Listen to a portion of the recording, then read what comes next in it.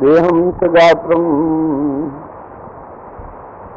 विश्वात्मिकां विश्वपरेण वेद्यम् ब्रह्माण्डरूपं भवतं च दृश्यम् देवो च देवं ज्ञानं गरेण्यम्।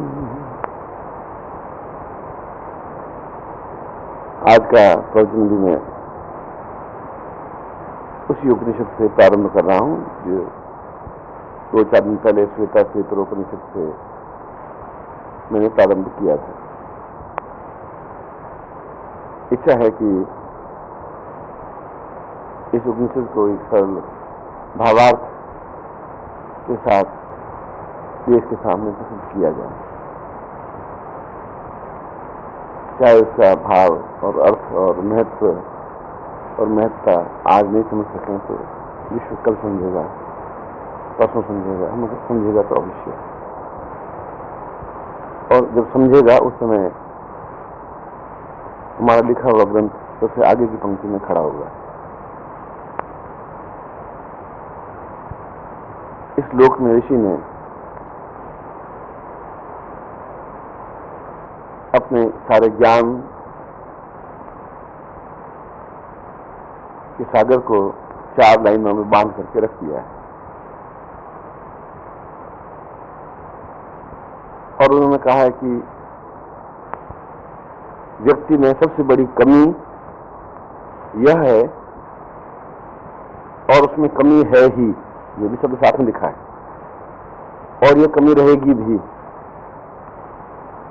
कि वह समझते हुए भी नासमझ बना रहता है, जानते हुए भी अज्ञानता अपने अंदर स्थापित करता रहता है, प्रकाश की किरण बिखेरने पर भी वापस प्रकाश पर अंधकार को ढाल देता है।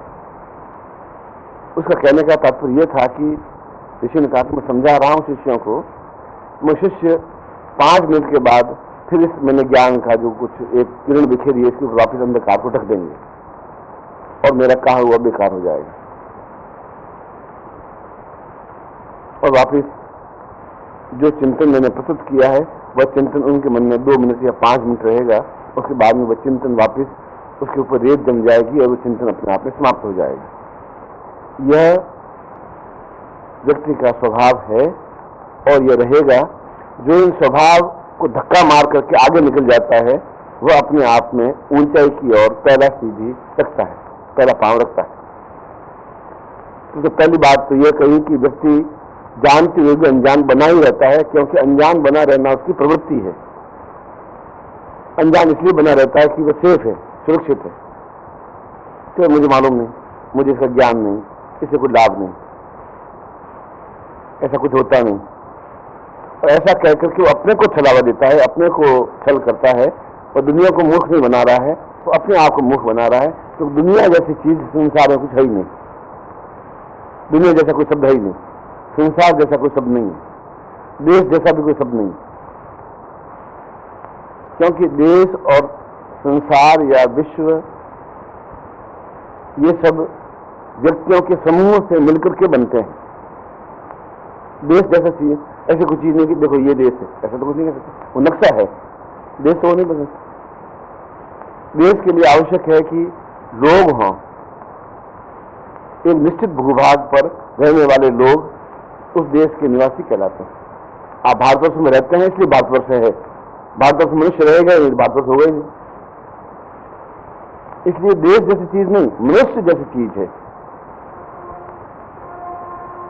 चाहे वो मनुष्य लूला हो, लंगड़ा हो, ज्ञानी हो, अज्ञानी हो, अंधकार में हो, कैसा ही हो, और यदि वह नहीं समझेगा तो देश भी नहीं समझेगा। वह अंधकार में होगा तो देश भी अंधकार में होगा। इसलिए प्रत्येक व्यक्ति अपने आप में देश है, प्रत्येक व्यक्ति अपने आप में राष्ट्र है, क्योंकि वो मिलकर के ही देश या राष्ट्र बनता है।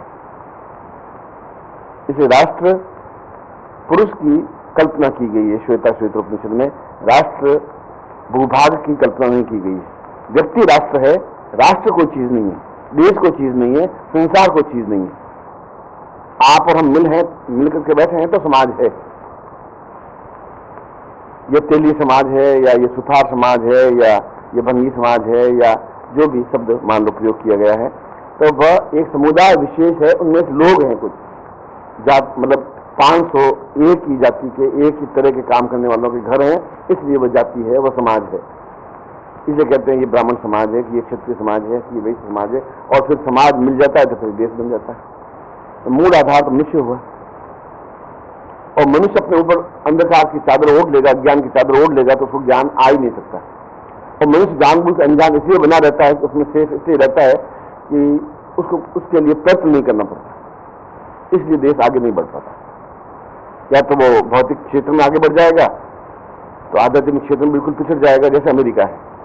उसका अनुभव है, मनुष्यों को प्रसन्नता देने योग्य कोई चीज नहीं है, आलाप देने वाली कोई चीज नहीं है। और आप अमेरिकियों को देखा नहीं होगा कि हरदम उदास, तनाव, चिंताग्रस्त, परेशान और दुखी रहते हैं। एक भी अमेरिकन व्यक्ति के चेहरे पर मुस्कुराहट नहीं है। मुस्कुराहट शब्दकोश में रह गई है। वहां पर एक यंत्र बन गया है। वहां पर व्यक्ति, उनकी पत्नी, उनकी बेटी, उनका बेटा, उनका परिवार, उनका घर। क्योंकि मैंने उस समाज को देखा है, एक बार नहीं 10 बार उनके यहाँ 2-2 महीने रहा हूं। सुबह 4-5 बजे उठते हैं, दौड़ते हैं, स्नान करते हैं, और पत्नी भागती है अपनी नौकरी की तरफ। उनको ये चिंता नहीं पति उठा कि नहीं उठा। और पति फिर उठता है, रात स्नान करके तैयार होता है, पैंट पहनता है और खुद चाय बनाता है, पी करके भाग जाता है। बेटी फिर अपनी खुद की चाय बनाती है, भाग जाती है, क्योंकि प्रत्येक का नौकरी अलग अलग है। और हफ्ते में एक बार सब मिल पाते हैं, संडे के दिन। तब मालूम पड़ता है कि ये मेरे पिताजी हैं, इनका चेहरा ऐसा है, ये मेरा बेटा है, इनका चेहरा ऐसा है, ये मेरी पत्नी है, इनका चेहरा ऐसा है। बाकी वो रात को कोई 10 बजे आता है, कोई 11 बजे आता है, कोई 9 बजे आता है। डिनर बाद में बाहर लेते हैं, लंच बाहर खाते हैं, और वह सब आह्लाद, वह सब खुशी समाप्त हो जाती है, क्योंकि वो भौतिक क्षेत्र में बहुत आगे बढ़ गए और उनका ये जो मूल उत्त है, जो मूल ज्ञान है, वो समाप्त हो गया। और ये समाप्त हो गया तो जीवन का कोई अर्थ ही नहीं। और यदि आध्यात्मिक क्षेत्र में बहुत बढ़ गया और उनके पास भौतिक क्षेत्र नहीं है, तभी बेकार हो गया। इसलिए उस भौतिकता को आध्यात्मिकता से प्राप्त किया जा सकता है। मैं आध्यात्मिकता का शब्द धर्म से नहीं लेता हूं। अध्यात्म धर्म नहीं। धर्म तो एक अलग चीज है कि आप मजबूर हैं कि आप हिंदू घर में जन्म ले लिया, इसलिए आप हिंदू हैं। यही आप मुसलमान के घर में जन्म ले लेता, मुसलमान बन जाता। ईसाई घर में जन्म ले लेता, ईसाई बन जाता। आपके हाथ में नहीं था ईसाई बनना या मुसलमान बनना या हिंदू बनना। यह तो एक संयोग है, चांस है कि किसी हिंदू के घर में जन्म ले लिया, आपकी चॉइस नहीं थी। और आदमी उस चादर को ओढ़ करके, अंधकार की चादर को ओढ़ करके, अज्ञान की चादर को ओढ़ करके बहुत प्रसन्नता महसूस करता है। और उपनिषदकार कहता है, इसलिए मेरा सारा प्रयोजन कहना व्यर्थ है। तो समझेगा ही नहीं, आदमी समझने की कोशिश नहीं करेगा। जब कोशिश नहीं करेगा तो फिर मेरा बकना, मेरा चिल्लाना, मेरा चीखना अपने आप में व्यर्थ हो जाएगा। वो अपने शिष्यों को बता रहा है। और फिर इस श्लोक में बताया गया है कि फिर जीवन का उद्देश्य क्या है, आखिर जीवन का लक्ष्य क्या है। कोई तो लक्ष्य होना चाहिए। फिर जीवन का लक्ष्य क्या है, और उसे कहा जीवन का लक्ष्य भौतिक और आध्यात्मिक दृष्टि से सर्वोच्चता प्राप्त करना जीवन का लक्ष्य है। ऊंचाई प्राप्त करना नहीं कहा है, सर्वोच्चता प्राप्त करना जीवन का लक्ष्य है। और उसने भौतिक और आध्यात्मिक दोनों शब्द प्रयोग किए। भौतिकता का अर्थ तुम्हारा मतलब अगर बहुत बड़े महल, विलास, वैभव, धन, दौलत, यश, अय्यास और 5 होटल हैं तो गलत है। भौतिकता का मतलब है कि कहीं किसी के सामने हाथ नहीं पसारना पड़े और जहां जितनी जरूरत हो मुझे प्राप्त हो जाए, उसको भौतिकता कहते हैं। जितनी जरूरत हो, मेरी लड़की के शादी के लिए किसी हाथ पसारना नहीं पड़े, जितनी जरूरत हो उतने प्राप्त हो जाए। जरूरत से ज्यादा मतलब उसके बाद तनाव ही तनाव, उसका कोई अंत नहीं है। क्योंकि आवश्यकता से ज्यादा इकट्ठा होते ही तृष्णाएं स्टार्ट हो जाएंगी। फिर एक पंखा नहीं 2 पंखे लगने चाहिए, ये पंखा ये नहीं, वो ब्राउन पंखा लगना चाहिए, वो नहीं, फिर एक कूलर लगना चाहिए, कूलर ठीक नहीं, फिर एसी लगना चाहिए, एसी ये भी ठीक नहीं, विदेशी एसी लगना चाहिए। मतलब फिर वो तृष्णाएं बढ़ जाएंगी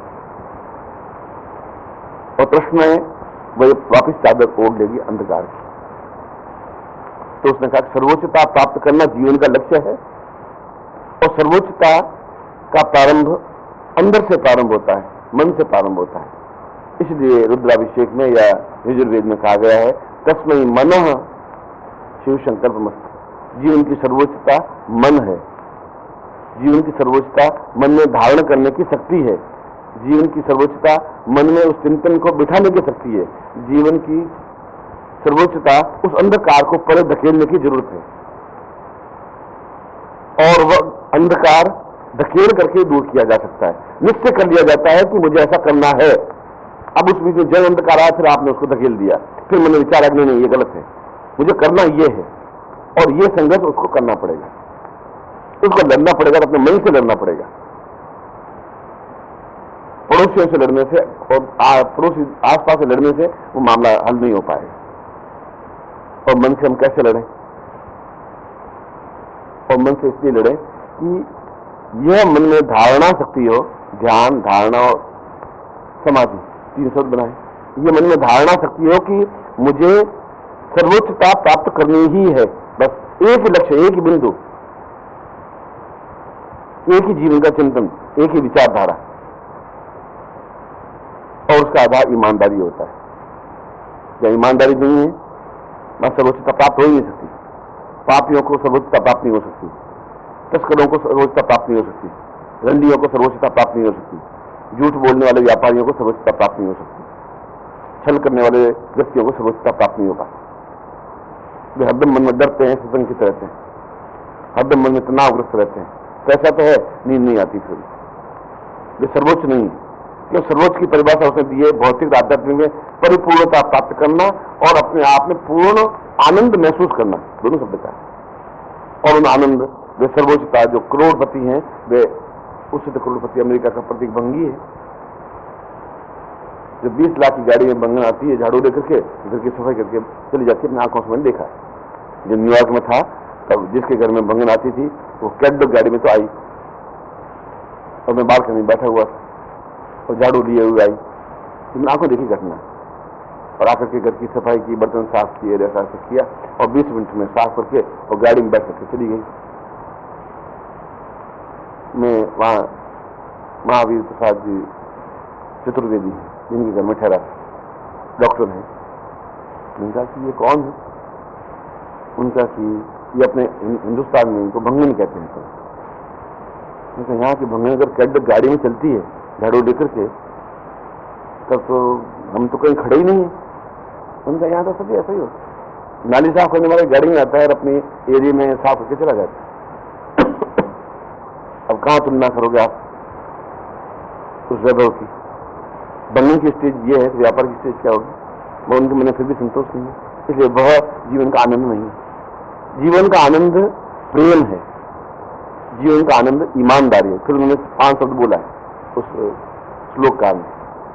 पहला ईमानदारी है कि हम ईमानदारी के साथ में जब तक कार्य करें, ईमानदारी के साथ कार्य करें। रात को सोएं तो पूर्ण मन में संतोष हो कि आज का दिन मैंने पूर्ण ईमानदारी के साथ जिया है। ईमानदारी का मतलब चोरी नहीं करना, इसको ईमानदारी नहीं कहते। आप चोरी नहीं की, आप ईमानदार हैं, ये परिभाषा गलत है।